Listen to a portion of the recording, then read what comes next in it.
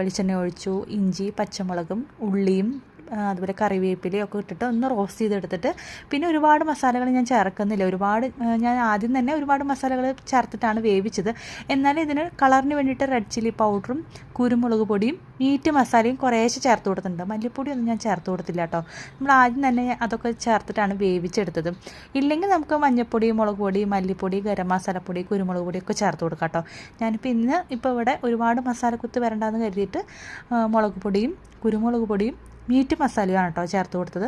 അപ്പോൾ അത് ചേർത്ത് കൊടുത്തു. എന്നിട്ട് നന്നായി മൊരിഞ്ഞ ശേഷം, പൊടികളൊക്കെ മൊരിഞ്ഞ ശേഷമാണ് വേവിച്ച് വെച്ച കായയും ബീഫും ചേർത്ത് കൊടുത്തിട്ട് നന്നായിട്ട് ഇളക്കിയിട്ട് മൂടി വെച്ചിട്ട് ഒന്ന് ആ ഒരു മസാലയൊക്കെ ഒന്ന് പിടിച്ച് വരാനായിട്ട് മൂടി വെച്ചിട്ട് അടച്ച് വെച്ചിട്ട് 4-5 മിനിറ്റ് കുക്ക് ചെയ്തെടുത്തത്. അങ്ങനെ ഇത് ബീഫ് വിത്ത് കായ റോസ്റ്റ് റെഡി ആയിട്ട് കേട്ടോ. മല്ലിയില ഇടണം എന്നുള്ളവർക്ക് ഇടാം കേട്ടോ. ഞാനിപ്പോൾ കായൊക്കെ ഇട്ടിട്ട് നാടൻ സ്റ്റൈൽ വെച്ചത് കൊണ്ട് മല്ലിയില ഇടുന്നില്ല. കറിവേപ്പിലിടാം. പച്ച വെളിച്ചെണ്ണ ഒഴിക്കണമെങ്കിൽ ഒഴിക്കാം കേട്ടോ.